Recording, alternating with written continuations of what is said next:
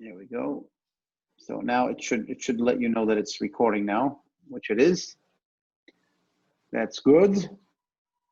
And I just like to mention to people that want it recorded is that I generally say it's a two-way street, which means that I'm happy if you want to use the content in any way you want, as long as it's not obviously in some type of, like chop, like what the media does, they chop your words and make you say what you're not saying. So as long as Right. it's ethically honest as to what the conversation is about, you can share that. But at the same time, I like it the other way around. So if I want to share it for whatever reason, I would appreciate that right from you as well, if that's okay. Sure. Yeah, that's not a problem. I mean, depending on what we talk about, I may divulge some deep secret, But other than that, yeah, sure. Well, if you divulge a very deep secret that you don't want to share, just let me know, and definitely, if I decide to share this content in any way, I'll definitely take that out. So first of all, I'd like, if you don't mind, giving me a bit of an introduction to who you are, a little bit of your background. Like I'm Michael, Facebook user. I'm currently in seminary. I don't know what else you want to know. So growing up, you grew up in a particular religion? No religion? I mean, I would say no religion, but access to religion. My grandmother took us to church, once in a while. But my father wasn't a church-going person. So I think I had exposure to multiple religions. I think as I got older, I was more open to truth wherever it showed up. I hear. And so it seems like now you're a little bit more involved because you mentioned you're in a seminary. Yeah. I mean, I'm it's a strange place to be. It wasn't my intention, but and I'm not sure what's after this. You know what I mean? I'm not sure what the purpose of this is, because I'm struggling all over the place. What are you doing? I mean, tell me a little bit about what you're actually doing now. I mean, what type of seminary is it? What made you decide to join it? Well, I was thinking about going to a church for a long time, just to go. And through a series of events, I got made aware of this beautiful woman who had just become this pastor of this church. And I thought, that's crazy. So I was off somewhere else, and I think the same person, a couple of months later, we happened to be sitting at a coffee shop, and she goes, "Hey, you been to that church? That pastor's really pretty." And I thought, okay, what is God trying to tell me here? So I keep seeing this, and this keeps coming out. So anyway, so I went, fell hell over heels. But it was a really intense spiritual experience as well. So there was a lot happening all at the same time. And she was new, so it was really impossible to contemplate a relationship. But anyway, so I was working out one day, and I was sitting in Starbucks, and I was journaling, and I heard this voice, and it just said, "I want you to speak for me." So I went and I sat with her, and I said, "Listen, I heard this voice last night. It said, I want you to speak for me." And I'm looking at my life, and I'm thinking, no, I don't think so. Not me. And she started telling me about, Moses was a murderer. God chose him anyway. A couple of other people who had some shady backgrounds, and, Paul, I'm just learning more about him, but he was on his way to crucify Christians. So who are you to think God won't choose you? This is what happened. So I thought, okay, so what do I do? So she said, well, let's start with school. I had been years thinking about getting a bachelor's degree. So I thought, okay, this is my chance to go get at least my bachelor's and see what's next. So that's sort of where I'm at right now. So you're in seminary. You're in a seminary to get your bachelor's. My bachelor's in pastoral ministry. Yeah. I hear. Well, it sounds a little bit, it's a very, very targeted bachelor's degree. It's not like what Well, everybody it's does is like liberal arts, which basically means that they leave college more confused than they came in. well, I did liberal arts in years ago, so I, you know, I left more confused. But I should say that was more go to school, take some time, think about what you want to do. But going to my process of high school was a struggle. I was failing. I started drinking, doing drugs really early in high school. So once I got out of high school, the idea of college was just impossible. So I ended up in the military, spent 4 years in the military, got out. So I think the associate's degree, liberal arts, was an opportunity to recognize that what I had thought about myself in high school wasn't true. So that was my liberal arts degree. Right. Okay. So if I understand correctly, you still kind of feel like you're in a search mode. I do. I still, yeah, I'm not clear totally yet. I heard that voice, but I haven't heard it again. So, with some clarification, with some pat on the back. So I'm just showing up, and I'm really not. I'm not a go along Christian minded person. So I'm struggling with some of the information that's being put out. So and then I'm asking myself, okay, if God put you here as you, what does that mean? Like, am I supposed to conform, or am I supposed to rebel against, I don't know. So that's where I'm at. Why do you find it to be a binary choice? I'm either all in or all out. Because that's the Like, impression I get from a lot of the students and a lot of the culture. I want to say Christian culture, but I haven't really been engaged in it 100% to have a total opinion. But my feeling when I started going there, listening to students, listening to some of the professors, it's like there's a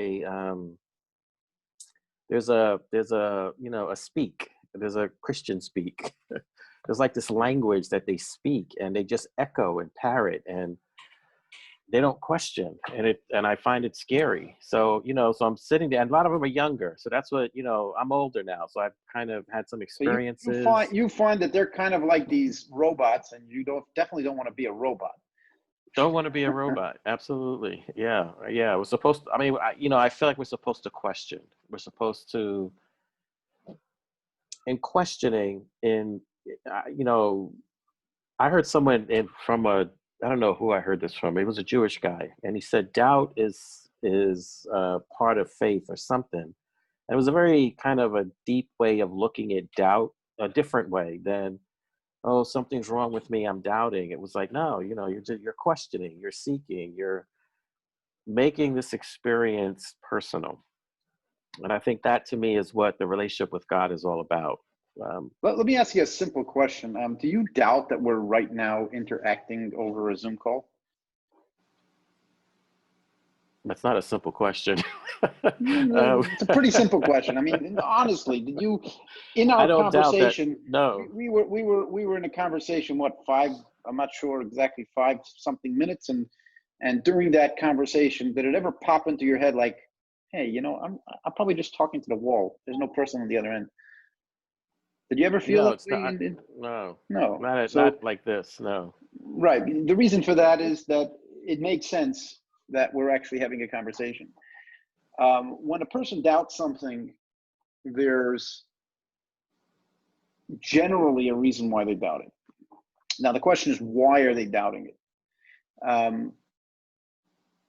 A doubt could be one of two things. It could be because, there's something wrong there, and I want to figure out what that is that's wrong.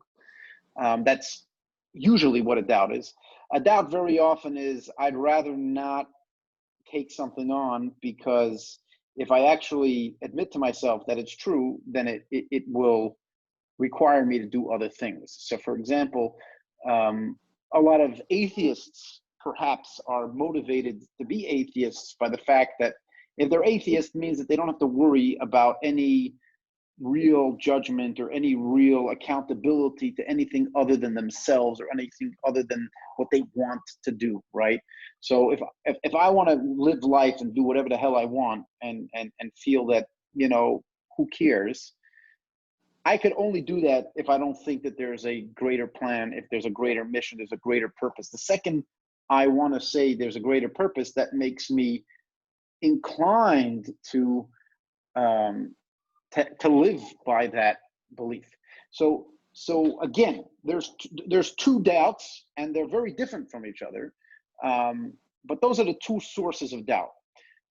In most cases, when a person's soul searching, when a person's actually bothers them to find the truth, I almost always find doubt number one, the first one, which is there's a crack here, right? That's usually why you're doubting. Whereas if you're talking somebody that's not actively seeking, so it doesn't really bother them so much to find out the truth, that's usually when the second type of doubt very often falls into place. So doubt as a denial mechanism. Correct, right? It's a way of denying or getting away from some level of responsibility. Right. I find it hard to believe that somebody who's really interested in soul searching has doubts for any other reason than the fact that they see cracks in whatever they're trying to follow. And that being said, I think that, you mentioned something very important. You found it in Christianity. I find this in every one of the world's religions, and I'm not embarrassed to include my own. So even in Judaism, there's a lot of rabbinic figures. In Christianity, there's other types of figures that essentially they believe that blind faith is actually a virtue. There's something valuable about shutting off your mind and handing it to them.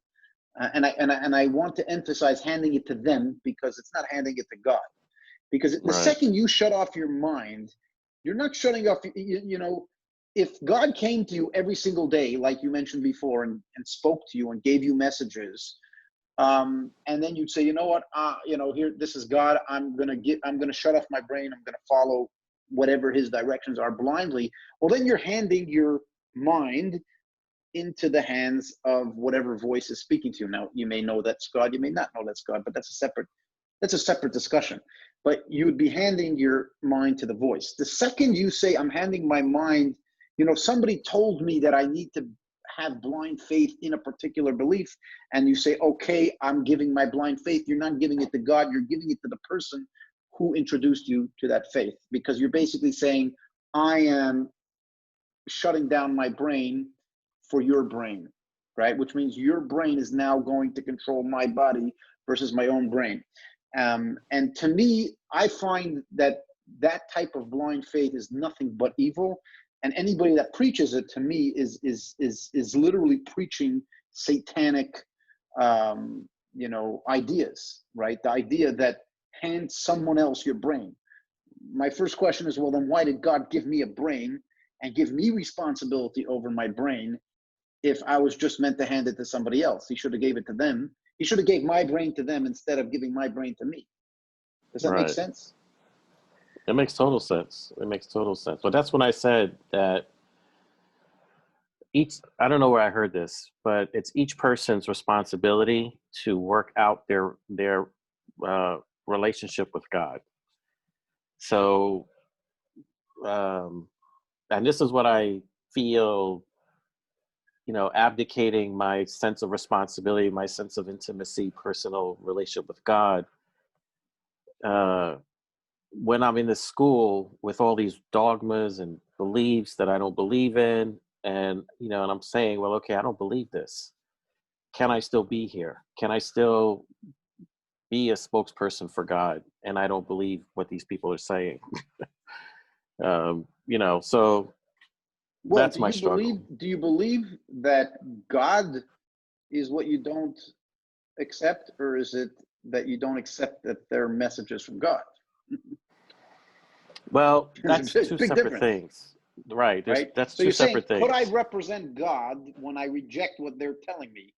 Well, the Right. question is, who says that maybe their message is not from God, and you are a better representative of God because you're not accepting their message, perhaps. Right. And that's where the second doubt creeps in.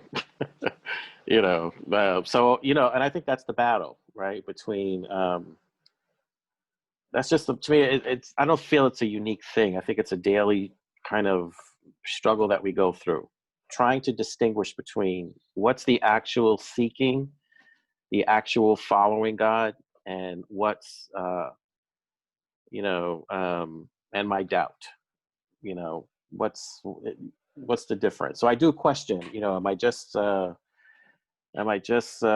to not be responsible? Am I just trying to keep myself small and hidden? Or am I really feeling something that's genuine, that's, part of the makeup of me?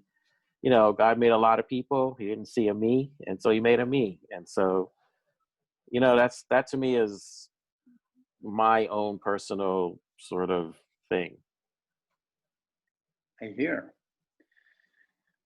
Well, again, I mean, you'd have to have a reason. You would have to have a reason to decide that their version of God is any more authentic than your version of God. That's Right. Well, number one. let's say it's But I not a want to ask version. you. I want to ask you a very simple question. But I mean, it's as many of my questions. The simple questions are very often difficult to answer. Do you believe that there's a greater reality, God, whatever you want to call it? Do you believe that that exists, or do you know that that exists? That's an interesting Or question. neither. Neither. Perhaps you don't believe that such a thing exists. So, let me just say, I heard this voice of God on probably 4 different occasions throughout my life that were very distinct and very separate from myself or from the voice in my head that sometimes we go through trying to distinguish. Is that my voice? Is that God's voice? This was right outside of myself, very deep and at particular points. So I feel like, once Moses went up the mountain, people were left to themselves. Of course, they're like, maybe that wasn't true. So I feel like I've been in and out of that. But I know I've heard those voices. I know they were distinct and separate from me. But how do you know they Uh, were God's voice? One time I was talking to God, actually twice. On two of those occasions, I was talking to God. One of them I was doing, I don't know if you're familiar with 12-step programs. I was doing a 3rd step prayer. This was in Hawaii. This is like 20, 30 years ago. And I was sitting on this rock, and I remember my counselor had said, speak out loud, talk to God like God is your friend, and tell God that you're turning your life over to his care. So I'm sitting there and I'm like, okay, God, I don't really talk to people much, but here I am doing this thing. I'm turning my life over to your care. Right in that second, there was this quiet that sort of settled over me. I could feel it. And there was this voice that was, it was right outside of me. It was right by my belly button. It was very deep. And it said, it was never yours in the first place. And it wasn't like, it wasn't yours. It was very gentle. It was very kind of like, yes, it was never yours. And but again, how do you know that that's God's voice? I'll explain to you. I mean, it could be there's other realities out there that could speak. I mean, demons and angels and all sorts of other various descriptions of things other than God. How do you know it's yeah, God's voice? Maybe it's one of the other things. yeah, no, it wasn't. It just, I don't know. I don't know how to explain it. I don't know how to explain it. But no, it wasn't. I don't know. I can't explain it. That's probably one of the struggles. I'm saying you can't explain it, and you're positive that that's God, or it could be maybe an angel. I mean, at the time I hadn't even contemplated angels. Possibly. I doubt it though. I don't know. There's a certainty I have about that, right? And in that moment, Well, it another, would make you feel a lot better. It makes you feel a lot better if God spoke to you directly versus sending an angel to speak to you. But yeah, but I mean, at the time, I mean, now in Christian college, when I went there thinking, oh, God told me he wants me to speak for him. Yeah, I'm special. And then I get into this college and there's like 1,000 other people who are special. And I'm like, okay, so I'm not, it's not I'm not like, the new invention of stuff here. It's not like that.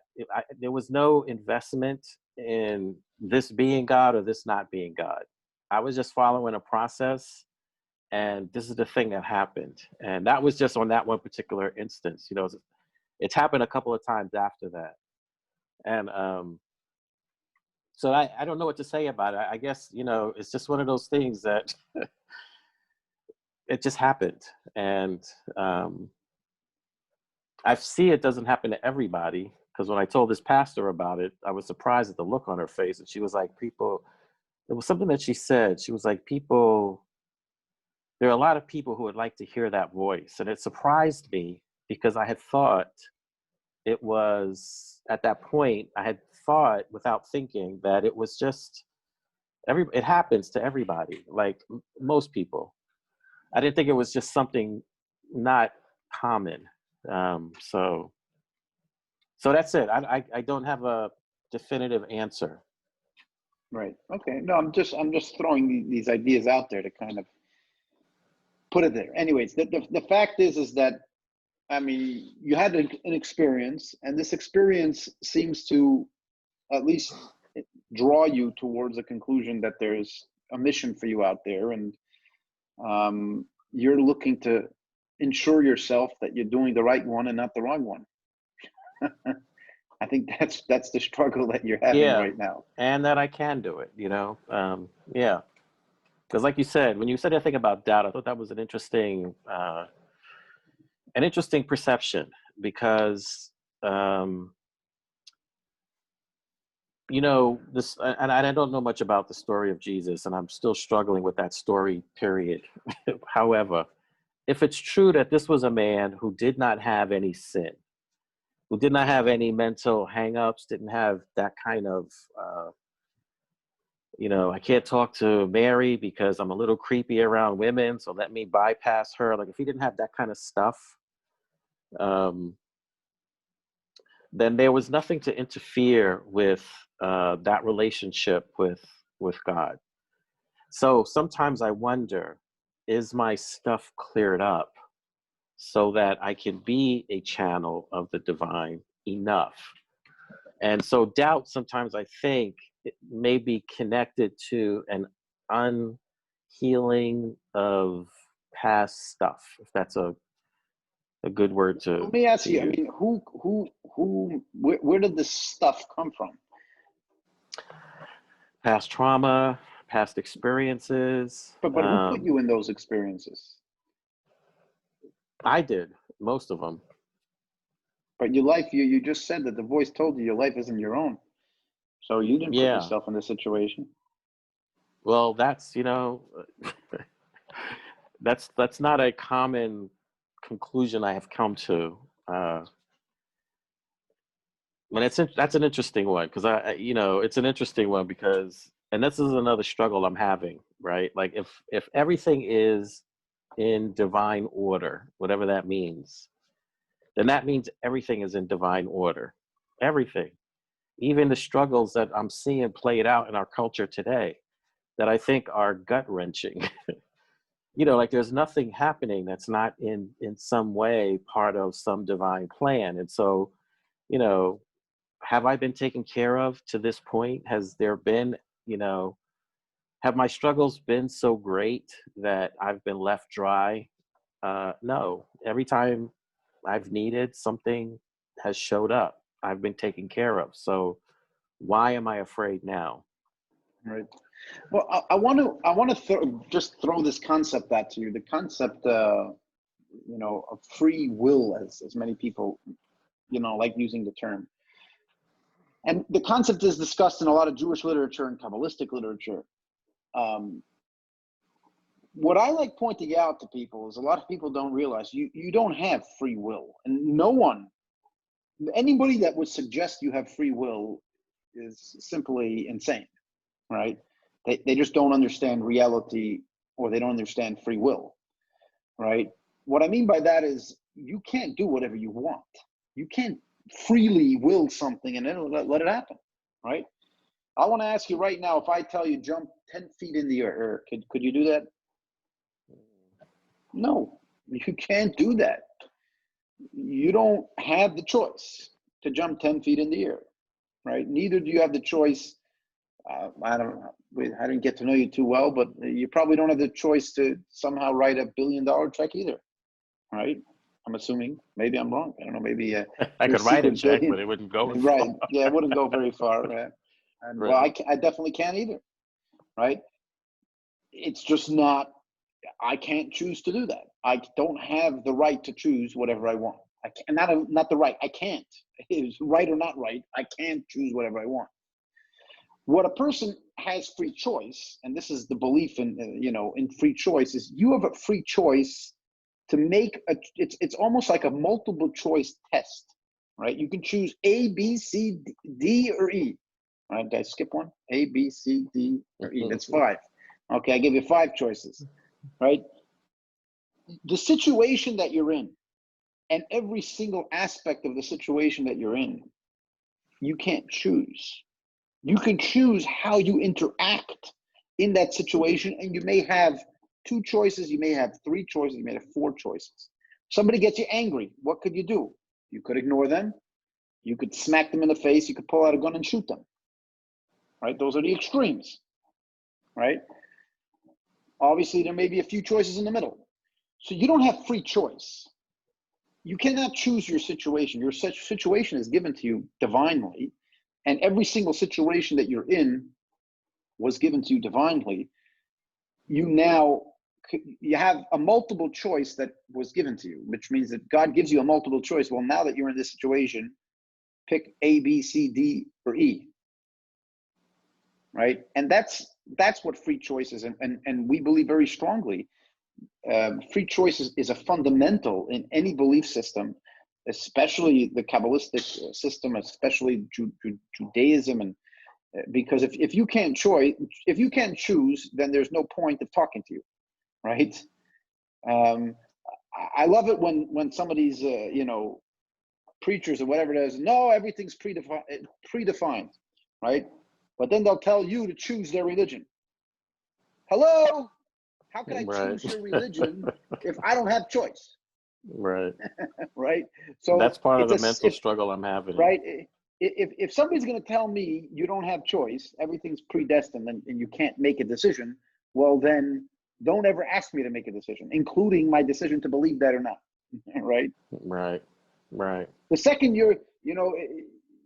so you have to have choice for any reasonable reality to exist, right? Because if you don't have any choice, then why is anybody bothered? What's the purpose of telling you don't have choice if you can't do anything about it, right?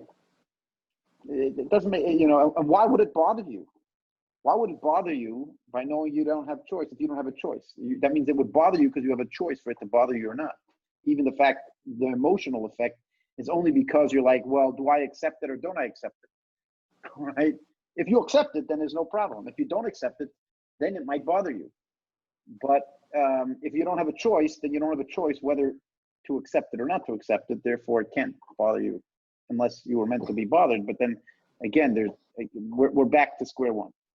So the way I like explaining it is, as I explained to you, you have multiple choice. You have choice within the realm of a particular situation that you were given. But that situation is divinely, provided to you, and you don't have the choice of what that is. right? What it is that what situation you're going to find yourself in. Once you find yourself in a situation, you now have to decide what is the best way to handle this situation. That's interesting. Yeah.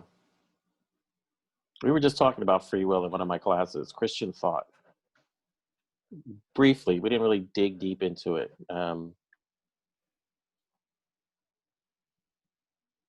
Yeah, so I guess, yeah.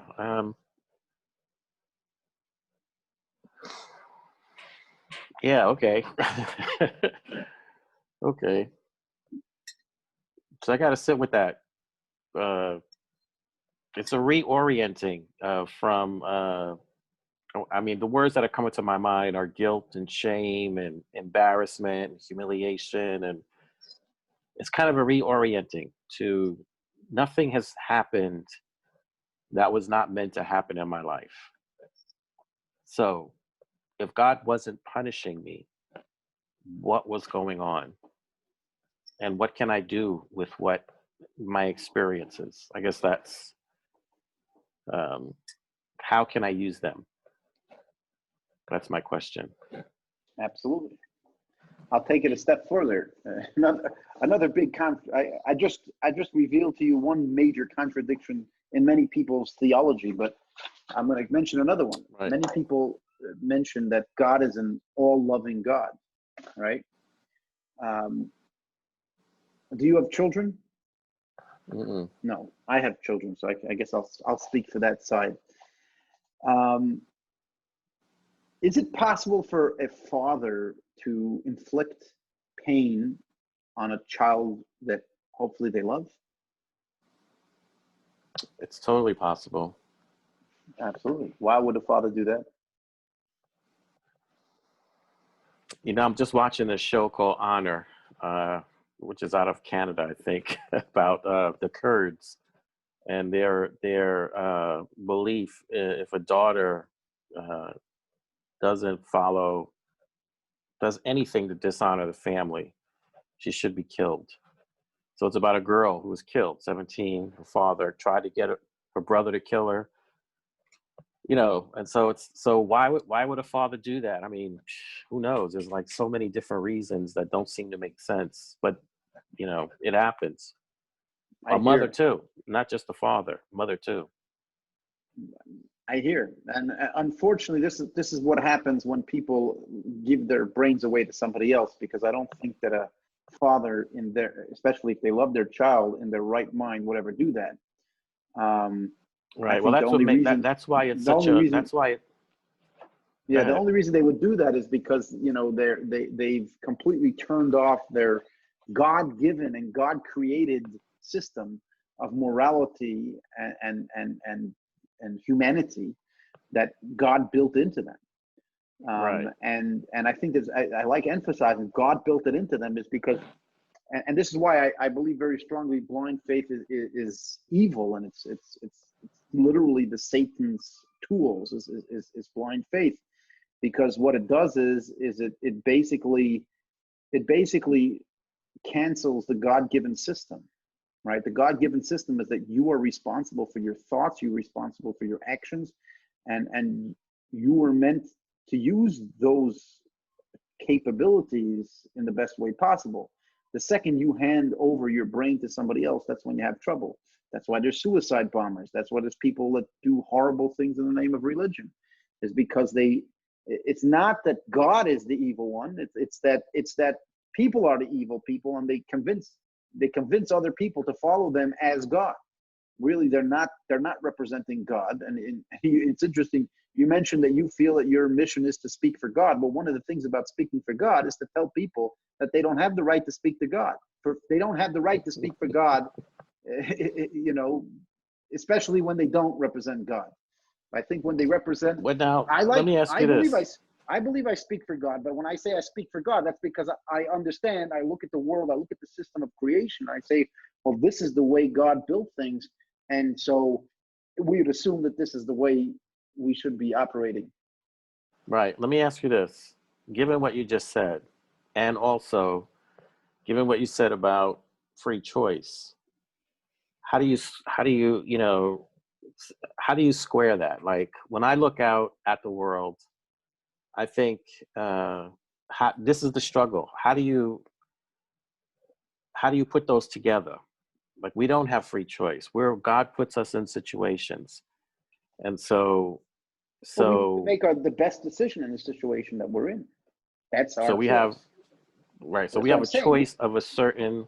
We have our multiple. That's why I said it's a multiple choice. It's the same as a multiple choice test, right? Right. Multiple choice test. They give you a particular question. They don't let you answer whatever you want. They give you a particular choice, a list of choices, right?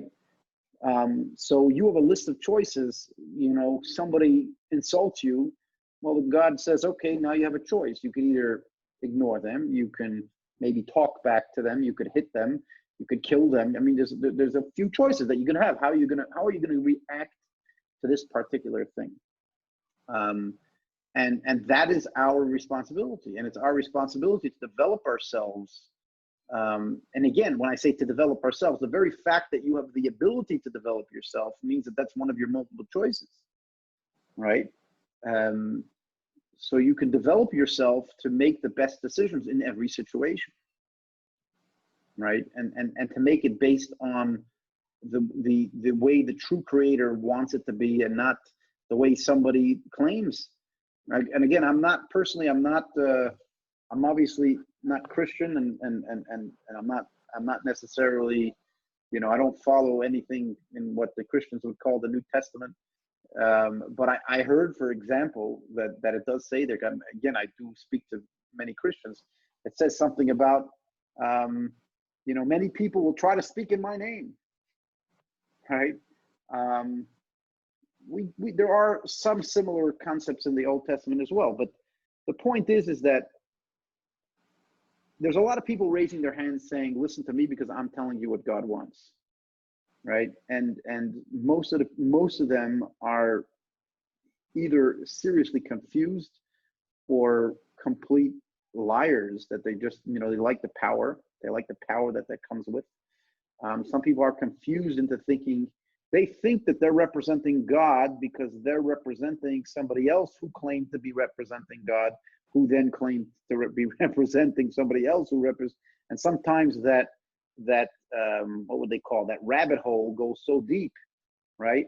One priest, well, he thinks he represents God because he was appointed by another priest who thinks he was representing God because another priest told him that he was representing God because another priest told him that he's representing God, etc.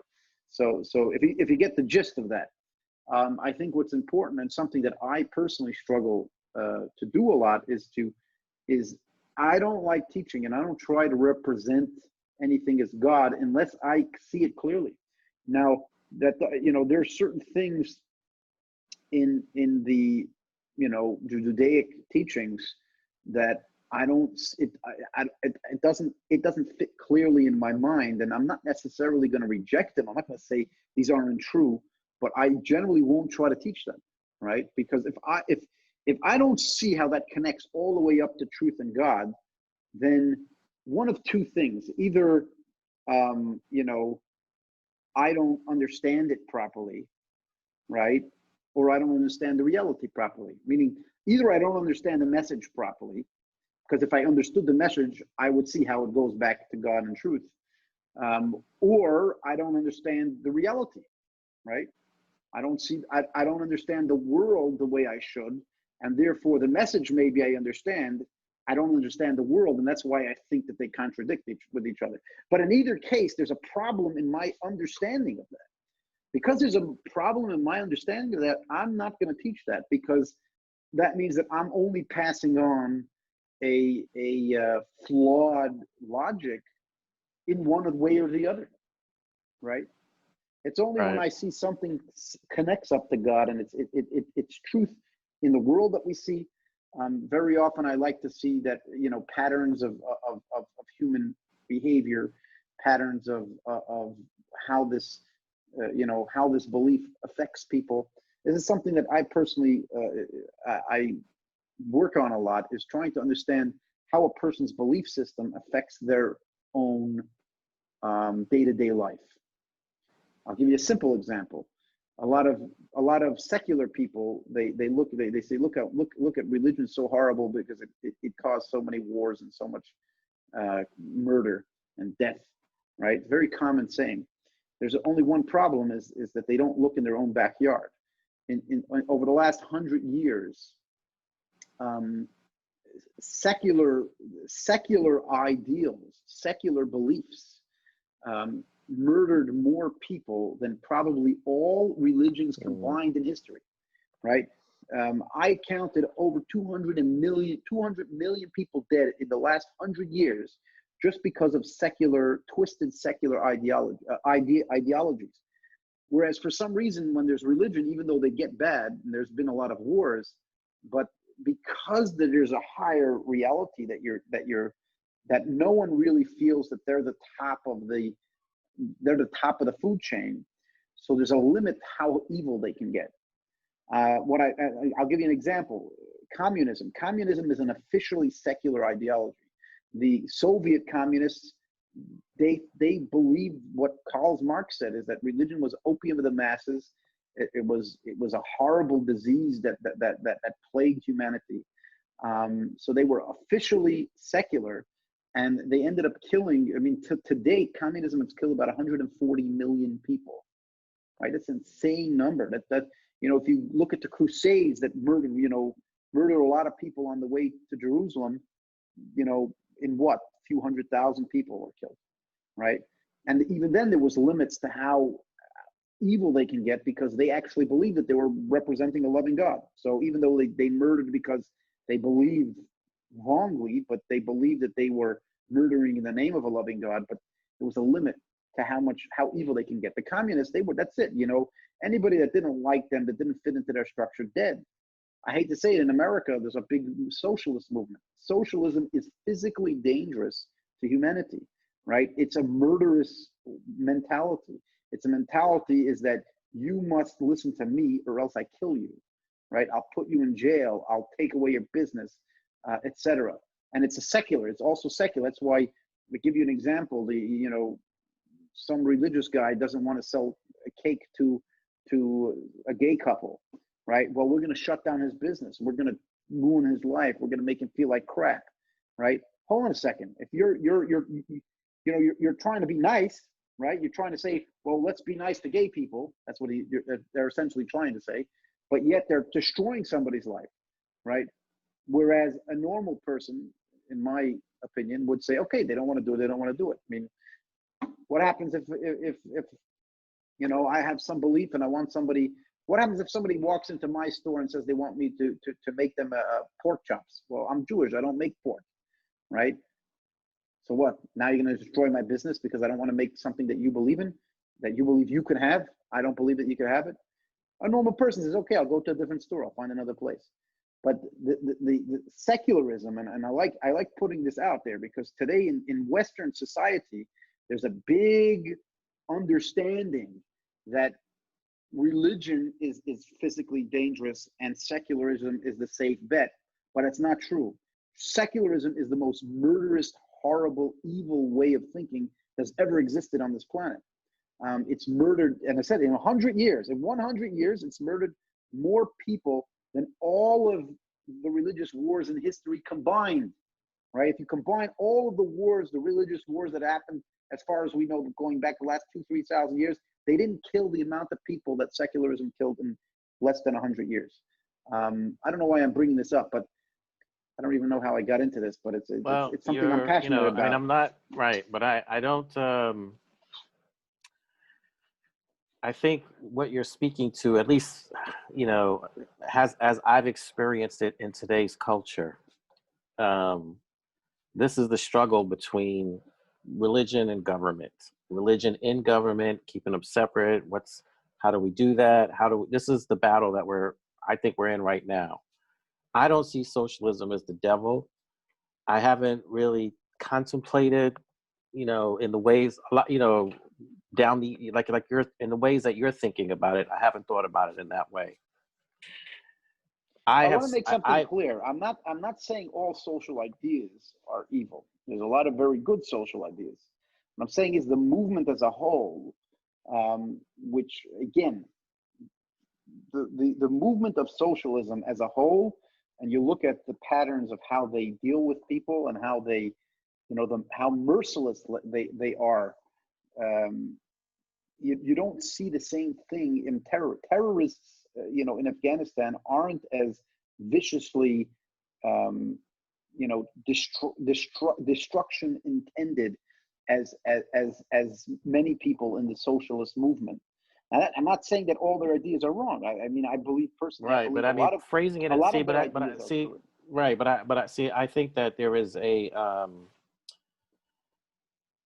anyway, like this is something I have to organize my mind around, because I feel like there's a big, this is just one of the subtexts of the battles that's ancient, but that's happening today that most people aren't really thinking about. Why are evangelicals so anxious to support Trump? Why are they feeling like if Trump doesn't get reelected, America's going to go to hell, Christianity is going to die? Like, what's fueling this? When I've always seen the struggle as how do we as a society balance out being diverse together? How do we do that? That's God's way is the forest. Everything works and operates together. It's not a pleasing, harmonious thing all the time, but more times than not, it is. So I've always seen it as kind of like that's the struggle, and it's a struggle, and it's not always in favor of one all the time or the other all the time. So so it's kind of like when I look at my life, without God, my life has been a mess. With God, the mess has been a little more organized, a little more targeted, directed. I feel a little more something. So this is, to me, I don't know. I want to have a bigger, grander thing, but I think it gets down to the individual. I think that, the patterns over time, the destructions, it's, is there, it's not just socialism, it's something else. It's not just our desire to want to figure out how do we get along, and how, I remember going down to Occupy Wall Street, Zuccotti Park, and walking around down there thinking to myself, there is still a hierarchy, even in the seeming like chaos and get rid of government people, we're all going to sing kumbaya. There is still a hierarchy. So there is still something in human nature to create this hierarchy, to create this structure, to follow these patterns. There's still something in us. And if we don't understand that and get a hold of that, then we're going to constantly think that it's possible to exist without a government. I just think that's impossible. I mean, I don't like government all the time, but I see government as a manifestation of something in us. So well, why don't we can just try. look at places that don't have governments and see how well they function? Well, like where? I mean, they have something. Like where? They Like have. Somalia? Like They have. Somalia? Well, what happened? Well, what happened is when one government collapsed, automatically other smaller governments or gangs formed, because Right. Something I comes mean, in. what you're saying again is why I think, and it's interesting because I like I want to what I want to get over to you, at least as much as I could today, is that if you really want to represent the true God, you have to kind of split that from listening to other people's faiths and doctrines, because you're not going to be representing God by representing something that you don't grasp and you don't see. One of the reasons that I explained to you what I explained to you is not because I want to get a political opinion out to you, is because I want you to see how, in my mind, I need to see how these things come all the way down to earth. So, for example, what I mentioned before about the difference between the mindset of a theist versus an atheist, I see very practical differences, and as you said, well, we always want a hierarchy. Well, why do we want a hierarchy? Why should we have a hierarchy? If you're coming at it from a secular approach, you want a hierarchy basically to benefit yourself. And that's unfortunately what happened. What I mentioned again in the extreme communism of the Soviets is that on one hand they said, well, the idea was let's help everybody, right? But what happened is whoever was at the top ended up helping themselves and not helping the others. And that's human nature. And I like saying that it's human nature to be selfish, right? That's human nature. But there's something deep inside of us, the spiritual side of us, that wants to connect. The problem is that the desire to connect is not a physical desire, right? It's not based on let's get together mutual interests, right? Because whenever you try to get mutual interests together, try it any time in history. Whenever you try to get mutual interests together, whoever's controlling that unity ends up getting more power and ends up taking more for themselves because it's ultimately built on selfishness. It's let's get together because it benefits all of us. Well, then the second one of the people has the power of that union, they're going to do it for themselves and not for everybody. And that's part of human nature. As a matter of fact, I'll tell you an interesting Kabbalistic idea is that essentially the only way there's a commandment in Deuteronomy that says love your fellow as yourself, right? Which is it's very cliche and it sounds really cool, but if you actually think about it, how on earth is it possible to love your fellow as yourself? You're you, they're them. You experience what you experience. You don't experience what they experience. If they experience pain, you don't feel it. If they experience love or something positive, you don't feel it, right? So how could you love them like you love yourself? And essentially, there's a great teacher, there's a book called the Tanya, where it basically says the only way to reach the love of your fellow to yourself is to realize that your physical body is what separates you. But at the soul level, at a deeper level, you're really one being. You're just currently experiencing this separation as an individual, right? But at a deeper level, at the soul level, at the God level, everybody's really united. So again, the only real true way to reach unity, community, and healthy society that benefits everybody is to connect with this unified godliness. And now if you read some of the biblical things where it's so important that there's one God, that believe that there's one God and only one God, well, guess what? If you believe that there's two gods, then maybe that guy is connected to that God and I'm connected to that God. So if I don't like this guy, then I don't need to love him as myself. So that might end up leading to strife. When you realize that there's only one God and we're all from that one God, we're all united with that one God, and then you try to connect with that deeper side of yourself that is connected to that unification. Now you can actually love your fellow as yourself. Now you could actually, put your own personal interests aside and say, let's work for society's interests because we're all the same thing.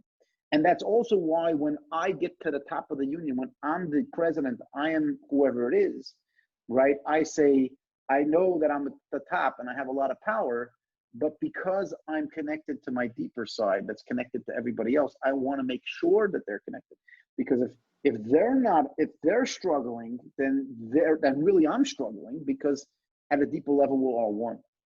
Right. And that's why, right. But that's when I said, it gets down to the individual and their relationship with God, and so I agree with you that we have to, the Shema, right, was like a revelation. There's only one God. This is what God has been trying to say probably for a long time before we got to the biblical writing of it all. I think it's been the evolution of an understanding of God that's been misinterpreted by different peoples. And so at some point it started to gel. There is only one God. So that's, and so I don't feel compelled to, this is what I probably have with the evangelicals. This is some of them. The idea that there's a great commission, that we have to get everyone to anyway, I struggle with that, because when I was sitting in the park and I'm looking at a blade of grass, I see God in that blade of grass, and I don't feel like the blade of grass has to go and convince the tree that God looks like a blade of grass. You know, this is part of my struggles. But I think I agree with you, that it gets down to the individual and what is your relationship with the power greater than you, with God, and that this is the struggle. If you're not in right relationship with God, no matter how low you are or how high you are, the potential for corruption is even greater. Not that it's not there for people who, put on a yarmulke or put on a collar. It's there for anybody. But when you don't have that basic connection to that deeper inner you, which is God, then this is, so I agree with that. But I think it's down to the individual. And I think this is where we start thinking we have to push it outward and go change what's out there. If I could change you, if I can get you thinking like me, then everything's going to be okay. And I mean, as an African American, I feel like we've been in the struggle.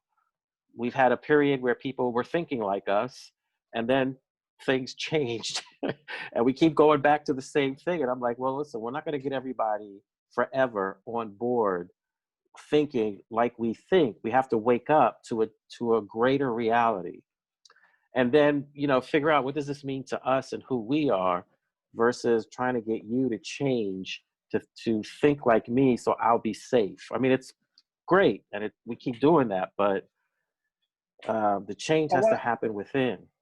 I hear. I mean, we're kind of running out of time a little bit, but I want to mention, based on what you're saying, something very important. Okay. Do you know where the car was invented? The car? The car. You Not drive a car. Totally. Detroit, I know, was one of the places they were working on cars. Me neither. Chicago. Okay, for argument's sake, let's say it was Detroit. I don't know if it was, but for argument's sake, right? This guy sat down in Detroit, came up with a brilliant idea, and now everybody in the whole world is basing their life on his idea. Right. How did that happen? Very simple. The humans, by nature, humans will adapt good ideas. And if you, as an individual, base your life on in a proper way, people will learn, because you're better. You will be. They'll be like, hey, this guy's smarter than us, better than us. I mean, believe it or not, people are jealous of morals. If you see somebody that's extremely ethical, you're like, wow, maybe I could be like that, right? Why do I, look for every reason to, swindle a couple dollars out of somebody when this guy is, he'll be straight as a ruler, even when he knows he might lose some money off of it. People are jealous of that, and I think that, again, what you're saying is very precise, and it's a lot what I believe in, is that if you have a good idea, one of the ways of testing it, right? And I mentioned this a few times, is that when I look at the world and I will look at the message that I try to give, I like trying to test it, see how it works. One of the ways of testing it is what do other people think? There's actually a saying in Pirkei Avot. I'm not sure if you're familiar with it. It's called Ethics of Our Fathers. It's a book written about 2,000 years ago.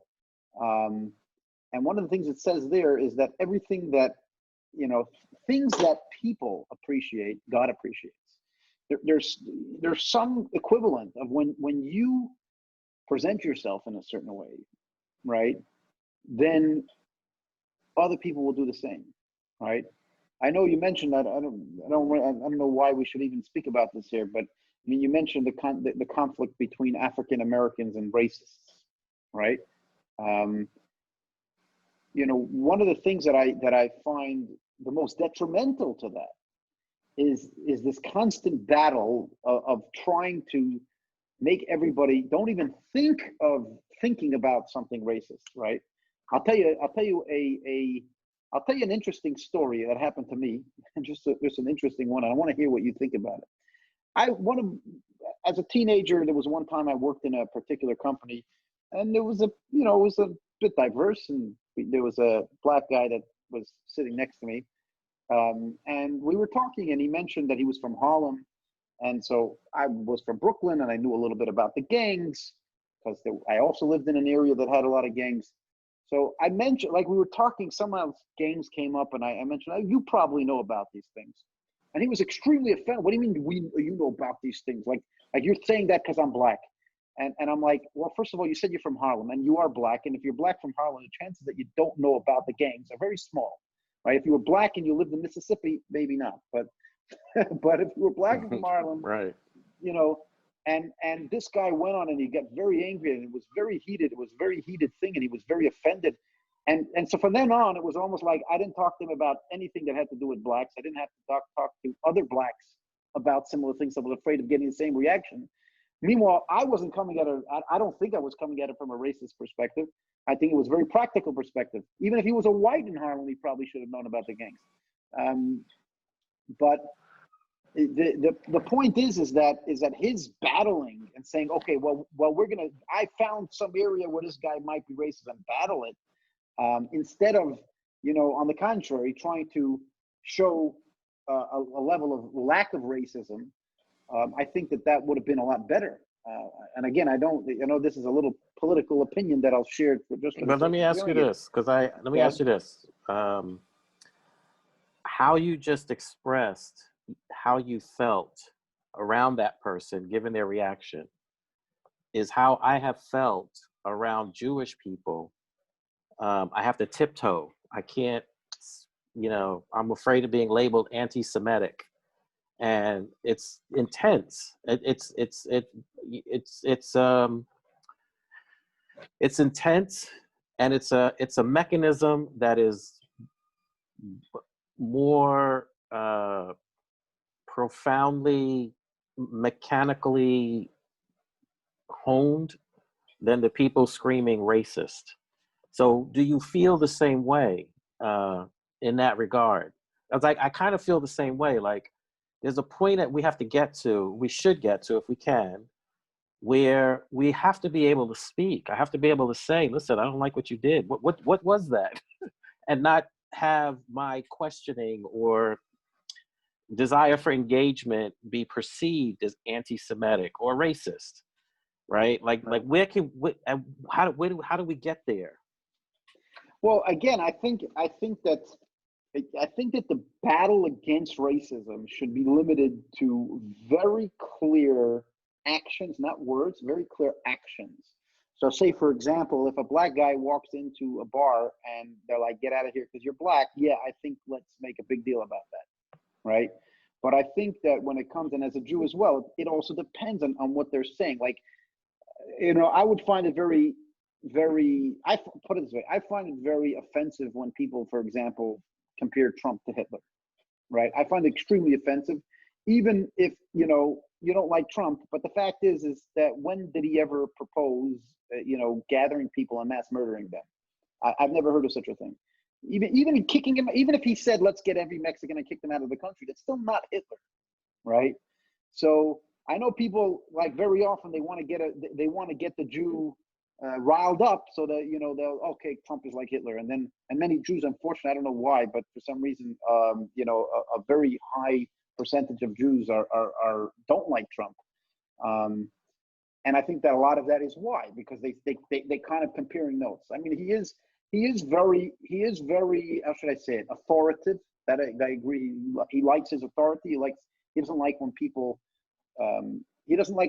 put down his authority or his prestige or whatever that is. And I agree with that. I find that difficult as well. But the second you compare it, then it's like, comparing. Yeah, my math teacher was also like Trump. They wanted you to do it. Never make fun of him. You make fun of him, that's it. You're off the boat. And, but what I'm trying to say is that I think that the fight of racism has to be limited to very clear actions of racism, and not even words. And I'll tell you just an example. I'm not sure if you've ever heard of them, but there's this YouTube there's this YouTube guy that I unfortunately got very addicted to. His name is Patty Mayo. I'm not sure if you're familiar with that. Mm-hmm. He's a bounty hunter, and he goes around and he catches people, and he videos it. And he has this. There's another YouTube guy that he has his own video. He has his own YouTube channel, but sometimes they do things together. His name is Bounty Hunter D, and he's a tall black guy. And sometimes they do like videos together. Patty Mayo's a short white guy, and Bounty Hunter D is a tall, big, muscular black guy. And it's very interesting. If you look at their videos, like very often, like in the beginning of the video, they joke a lot about him being black and being white. And to me, that it kind of warms my heart, because it's like, some people like, no, you shouldn't notice that the guy's black. Right? To me, that's, what is the guy supposed to be colorblind? Don't see that the guy's Chinese. I can see the difference between a black, a white, and a Chinese. That's the reality, right? I'm not gonna lie to myself.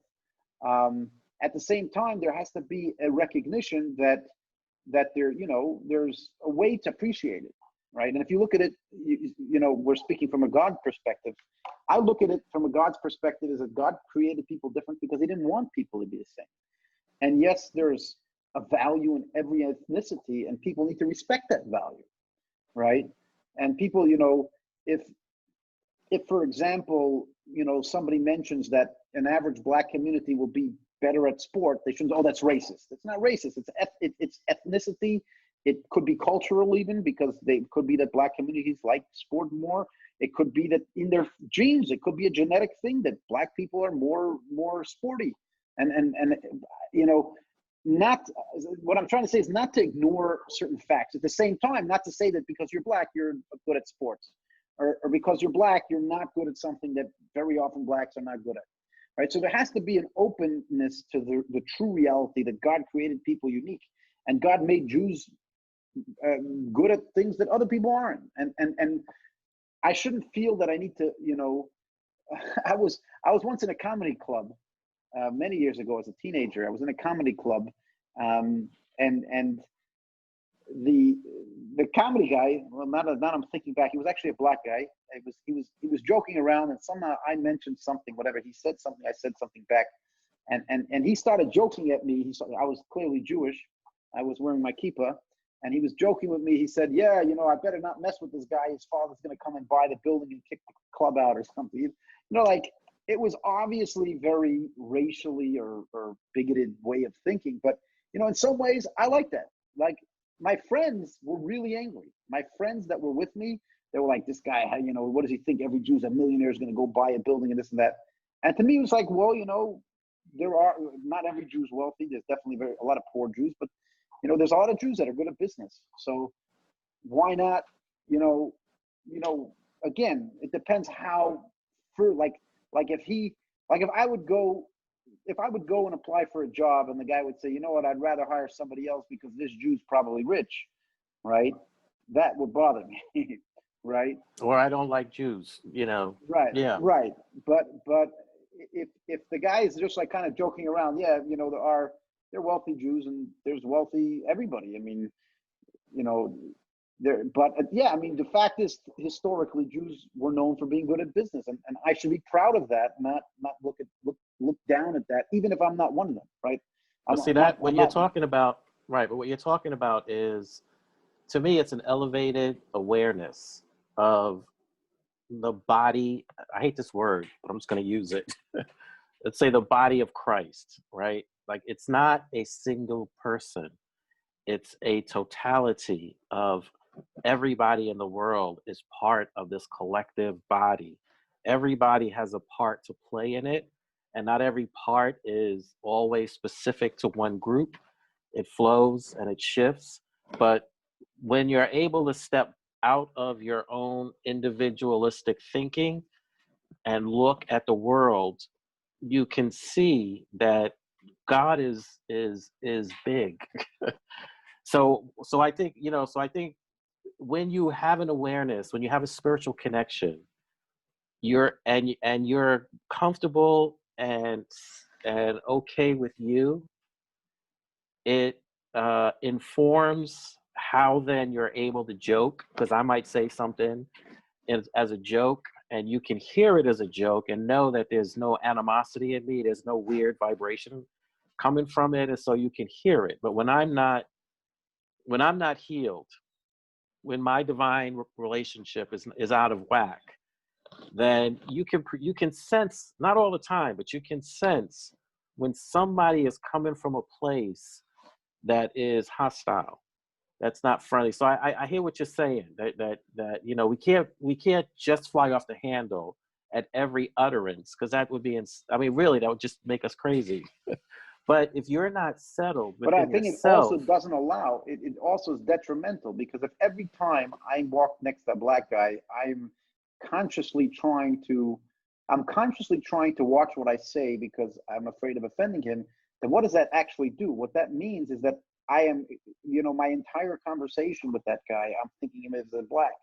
Whereas if I don't feel that uptightness, then I look at him as a human being. right, Now, right, if I think about it, like if I think about, okay, he's black, but I'm not consciously consistent. I'm not constantly considering the fact that he's black in my conversation, in my interaction, because you know it's not a major issue in the conversation, right? And I think that's again that I think that enforces a lot of racism, is when each race is afraid to deal with the other race because of what they're afraid they're going to say. That means they're constantly thinking about the other person being of the other race, right, which right. which is dividing them by race, right? And the only way you get through that, if there's a getting through that, because I think historically these are battles that have sort of evolved into a black and white thing, or Jewish, non-Jewish thing, but they've been going on for a long, long, long, long, long, long time. So this, you know, you know, so we're not unique in this experience. I think the difficulty that we have is, how do we look back and go, we've been doing this for a long time. Is there something different? You know, when you talked about freedom of choice, have we been selecting from a limited way of responding? And is there a couple of other choices that we've missed or not seen because we're in a pattern of selecting only A, B, and not seeing that there's a C and a D? You know, and I think that's, you know, to me, like I just feel like, you know, in all that you're saying, I'm agreeing with it. And I agree with it across the board. It's not just black people, it's all groups need to recognize that. But it gets down to the individual. If you are working on you, if you're working on you and your relationship with God, that informs how you have a relationship with other people. And eventually, even if people are off put because they're coming at you from a stereotypical point of view to begin with, eventually, you know, like when I first saw you on Facebook, I just thought, oh, another Jewish guy, what's he doing? You know, and then I watched your questions, I watched how you interacted, I saw a couple of your videos, and I thought, oh, he's a pretty interesting guy. So my initial stereotypical reaction, over time, because of who you are, got softer and softer, and I was able to be open. But that was partly because I'm like that, but also because of you and who you are.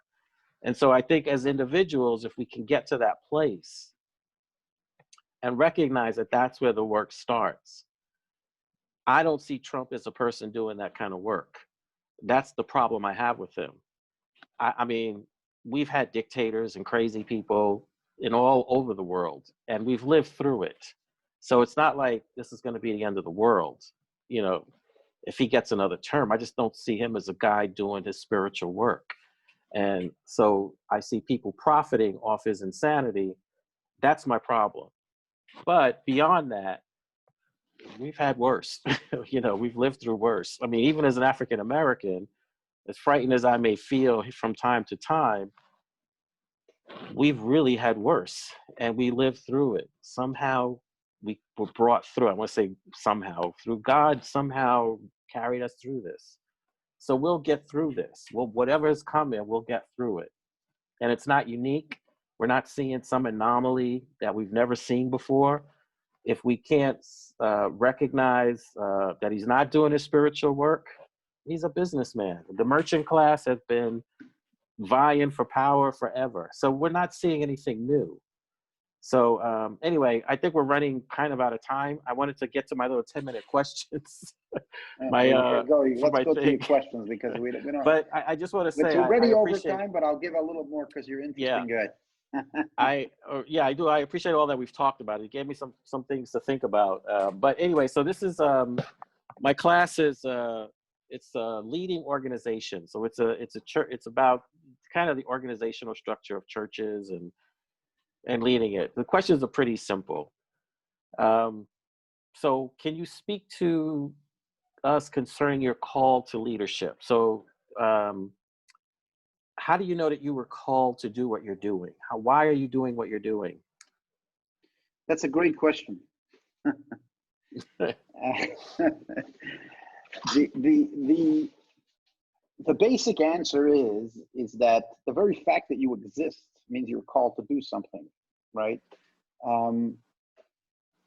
We don't believe that God created anybody for no reason, right? That would mean that he just wastes his time creating people. The very fact that you were created means that you are called to do something, right? The question is, what are you called to do? And the answer is, you're called to do whatever it is that you, with your strengths, could do best, right? And what I mean by with your strengths could do best means that, I mean, if there's somebody else that could do the exact same thing as you, or if they could do it better, well, then why would God create you, right? God created you because you can do something that no one else in the world can do in the past, present, and future, right? And you're unique in that, whether, and again, it might not be, in talent. So for example, if you could play baseball, doesn't necessarily mean you're going to be the best baseball player ever, but it could be that in this time and place, that's what you're meant to do. So you couldn't do that no one else could do that in this time and place. So there's a uniqueness to whatever you feel you can do, and that is a calling, right? If you feel that you understand godliness better, and that you can help other people by understanding godliness better, that is a good enough calling to be called. I don't need any, I don't need any voice from heaven or anything else really to tell me that I'm called to do it. I'm called to do it because that's what I can do, right? And I was put in a time and a place where I can do it, and therefore that's what I'm meant to do. So you're a rabbi, right? I am an ordained rabbi. I'm an ordained rabbi. I've worked in more official positions than I work in right now.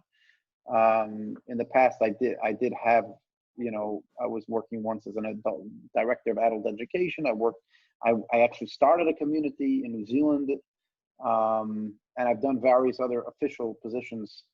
But at the current moment, I'm kind of like a freelance rabbi. I do what I call spiritual training, where I, as here today, is I basically present people with very strong questions, and I help them see a clearer picture of their own spiritual journey, right? I have people that, come to me once, like yourself, as of yet, and I have people that come to me every week for a year or so. And that's pretty much what I do, is kind of I call it spiritual training because it's similar to physical training, whereas the physical trainer is not there to exercise for you. He's there to encourage you to exercise and for you to get stronger versus, whereas I think many people searching for beliefs end up falling into the evil hands, as I said it, the evil hands of religionaries, which are basically says, you just don't worry, hand me your brain and I'll do the rest. And to me, that's evil. So what I like to work with people is to convince them that they actually were given a brain by God for a reason, and they're not supposed to shut it down, and they're supposed to search and understand and develop, right? And I'm there to help them to do that. That's what I currently do. So since you're since you've accepted this, has it been like you have expected?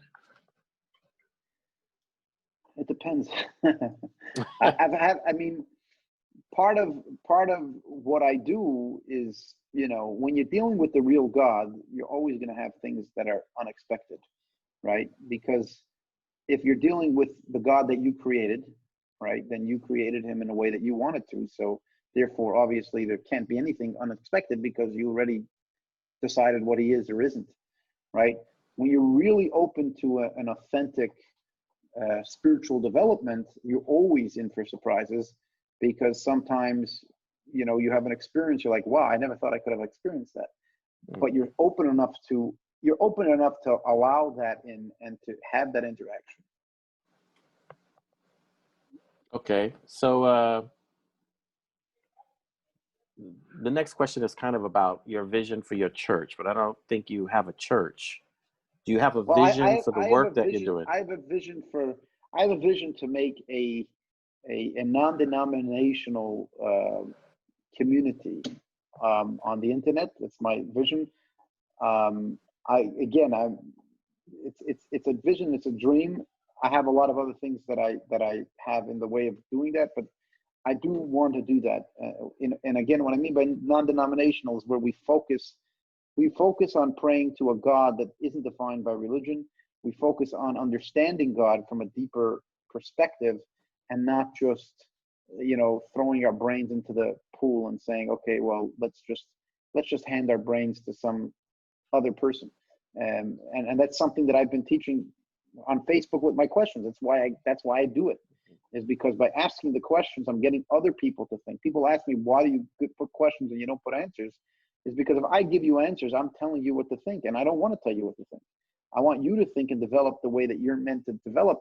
And you know what? My answer may be good for me, but it might not be good for you. Maybe your answer, the one that's best for you to follow, is different than the answer that I have.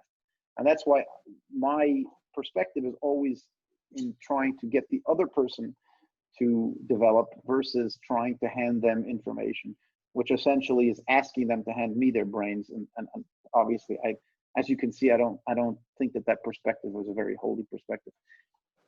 Yeah, I'm the same way. I would like to see a non-denominational community focused on not being tied to forcing each other to define God, but recognizing that there is God, and that that we can pray to that God. We don't have to all do it in the same language. We don't have to all stand up. We don't have to all kneel down. We don't have to all, that we can bring our experience of the divine to this experience, and it's just can be beautiful. So this will be the last one, because I think you've given me enough information. But what do you think, what do you consider to be the most difficult challenge that you faced, and the most enjoyable aspects? That's two different ones. Yeah, well, yeah. The biggest challenge is always myself. And I think that anybody that truly has a vision that they want to implement, I think their biggest challenge is always themselves, right? When I do spiritual training, as you understand, I mean, my spiritual vision is very grounded, so it has a lot to do with people's lives. Very often, I'm working with people to try to implement very practical things in their life, because that's part of their spiritual mission. I have a particular client of mine who I'm working with. This guy, he has a brilliant idea for a company that would help a lot of people and make him a lot of money. And it's very difficult for him to actually get up and do it, right? And I think that this is an issue that many visionaries struggle with, is that they have a vision, but till they actually get other people, in the group, and there's outside things that they're responsible to. It's not easy to just get up in the morning and say, okay, good, I'm going to do something that no one's ever done before. It's very difficult. So that's my biggest challenge. I enjoy seeing other people get, thinking more about greater reality. And again, thinking, because not just accepting religion. I don't like religion. I tell people I'm an anti-religious rabbi, and they're like, well, how does that work? But it's true. I don't like religion. I don't like people, even when I find some people that are too blind faithy, right? Even in the Jewish religion, I very often question their faiths, and I crack open their world by being a rabbi, questioning their faith, and like, well, why are you asking that if you're a rabbi? I said, well, why don't you ask that? What's wrong with that question? How do you answer that question? And very often I end by telling them I have the answers to these questions, but you actually have to be willing to think deeper and open up your perspective, and then I'll give you the answer to those questions that I asked you. But you can't ignore those questions. Do you have any advice if I were a young person looking to get involved or follow your path?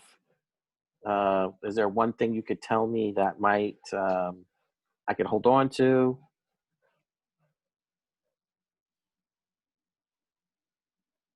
Don't sell your brain.